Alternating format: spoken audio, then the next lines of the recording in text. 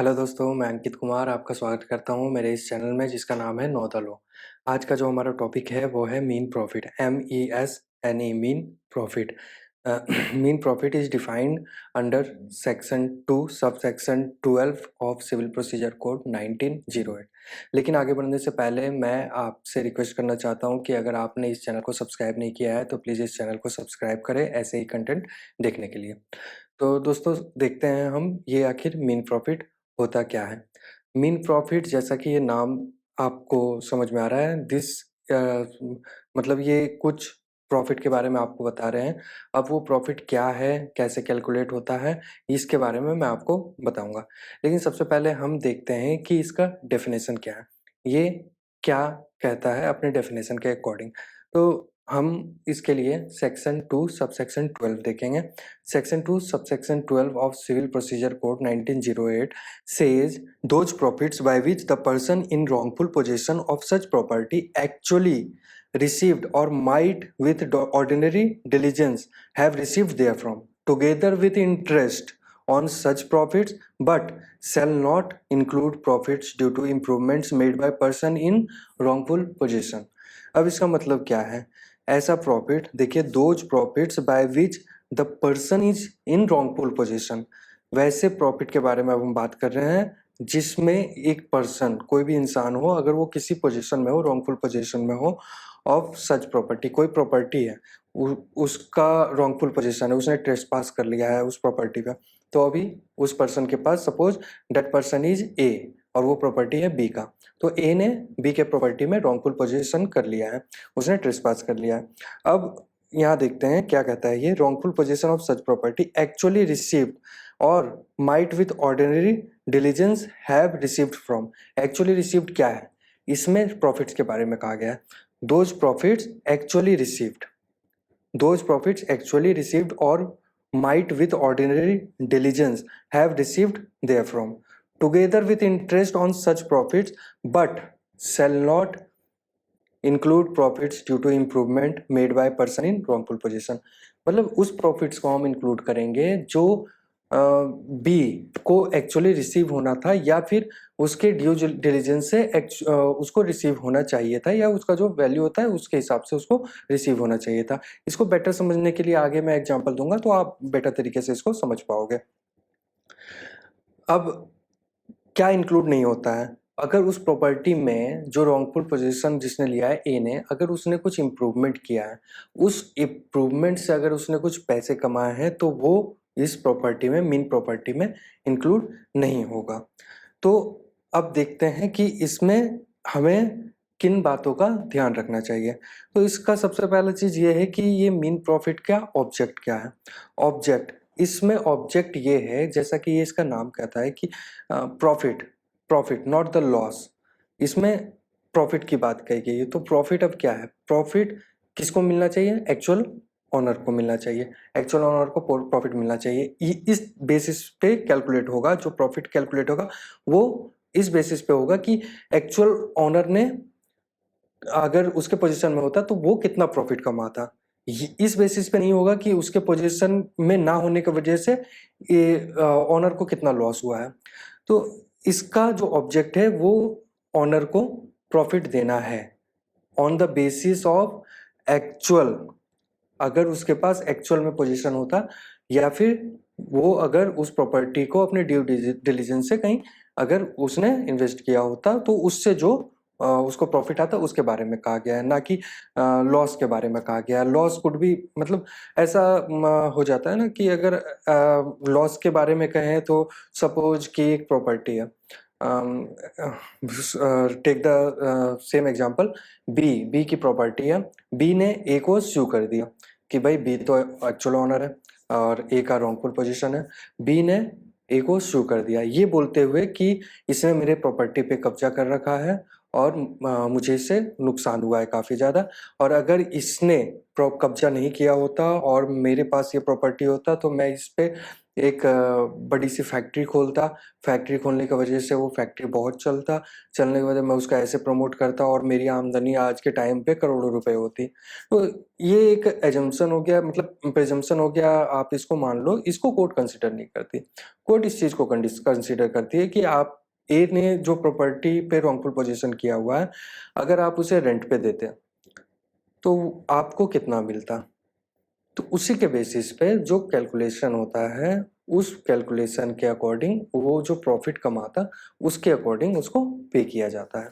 चलिए अब कुछ एग्जाम्पल से समझते हैं। सपोज कि एक प्रॉपर्टी है, एक्चुअल ओनर ने उसे रेंट पे दिया टेनेंट को। Suppose A is the actual owner, उसने बी को रेंट पे प्रॉपर्टी दी।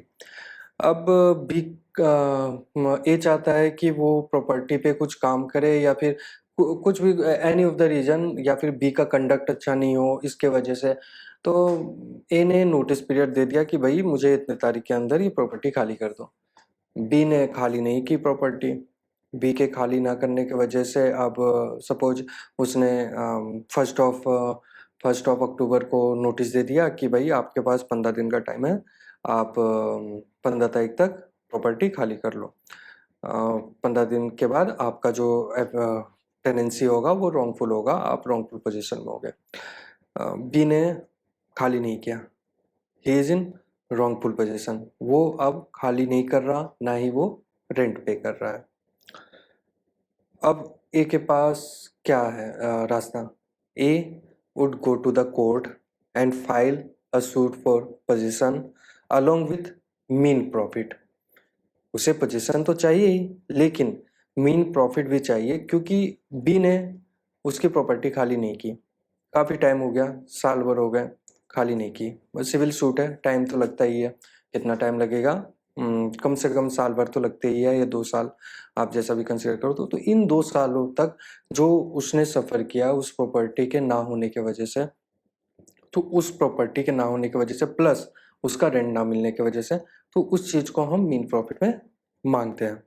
मीन प्रॉफिट में उसको कैलकुलेट करके दिया जा सकता है। एक और एग्जांपल हम एक और एग्जांपल हम देखते हैं कि सपोज ए ने बी को एक प्लॉट दिया रेंट पे, और प्लॉट इज़ गुड, काफ़ी अच्छा प्लॉट है, एग्रीकल्चर के लिए काफ़ी अच्छा है, and good for the cultivation of sugar cane, या फिर आप वीट या टोबैको।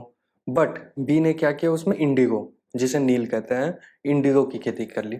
इंडिगो की खेती करने के बाद अब ए चाहता है कि उसे वो प्रॉपर्टी वापस चाहिए, या फिर आप इसको ऐसे समझो कि बी ने from the very beginning wrongful position करके उस प्रॉपर्टी को अपने हाथ में ले लिया और वहाँ पर खेती करना स्टार्ट कर दिया। Property is good enough for the cultivation of sugar cane, wheat, tobacco etcetera, मतलब जिसमें ज़्यादा प्रॉफिट हो वो। बट बी ने क्या किया कि उसमें इंडिगो की खेती कर ली। इंडिगो की खेती कर ली उसने काफ़ी दिन तक अपने पास रॉन्गफुल पोजीशन रखा प्रॉपर्टी का। ए ने काफ़ी कोशिश कर ली खाली करवाने की, लेकिन उसने नहीं किया। ए ने सिविल सूट फाइल कर दिया for the recovery of position along with the mean profit. अब इस जगह पे मीन प्रॉफिट कैसे कैलकुलेट किया जाए? इस जगह पे मीन प्रॉफिट कैलकुलेट करने का थोड़ा डिफरेंट हो जाएगा, क्योंकि द प्रॉपर्टी जो लैंड था वो cultivation of sugar cane, wheat या फिर टोबैको या फिर और भी जिससे ज़्यादा फायदा हो उसके लिए प्रॉपर था। फिर भी बी ने इंडिगो की खेती की। अब इस जगह पे इंडिगो की खेती पर से जो प्रॉफिट आना चाहिए, या फिर अगर ए के पास होता, उसने इंडिगो की खेती की होती और उसके बाद उसको जो प्रॉफिट मिलता, उस पे ये कैलकुलेट नहीं होगा, बल्कि उस जगह पे ये कैलकुलेट होगा कि this property is suitable for the cultivation of sugar cane, wheat और टोबैको। अब उसको अगर ग्रो करता है ये, तो उससे कितना फायदा होता, उसके बेसिस पे इसको मीन प्रॉफिट कैलकुलेट किया जाएगा, ना कि इंडिगो की खेती से, इंडिगो की खेती करने से उससे जो फायदा हुआ है उससे। इस जगह पे ये डिफरेंस आ गया कि जो प्रॉपर्टी है, जो प्लॉट है, वो काफ़ी बेहतरीन था, बेटर प्रोडक्ट्स या फिर जो हाई प्रॉफिटेबल प्रोडक्ट है उसके खेती के लिए। तो इस जगह पे थोड़ा सा डिफरेंट चला जाता है, क्योंकि this all depends upon the quality of the land, कैसा प्लॉट है कल्टीवेशन के लिए, एंड इसी वजह से मीन प्रॉफिट इस जगह पर डिफरेंस हो जाएगा। अब ये समझते हैं कि मीन प्रॉफिट में क्या इंक्लूड और नहीं होगा। सपोज ए ने बी को एक लैंड दिया, उस पे एक छोटा सा घर है, काफ़ी एरिया खुला हुआ है, बाउंड्री है और एक छोटा सा घर है, उसने रेंट पे दे दिया। सपोज कुछ अमाउंट के लिए उसने दे दिया, एक्स अमाउंट रेंट पे दे दिया। बी ने क्या किया कि वहाँ पर उसने खेती करनी स्टार्ट कर दी, उसी प्लॉट पे जो बाकी का बचा हुआ प्लॉट है उस पे खेती करनी स्टार्ट कर दी। खेती करनी स्टार्ट कर दी, या फिर आप समझ लो कि उसने कुछ एक छोटा सा बिजनेस वहाँ खोल लिया उस प्रॉपर्टी में।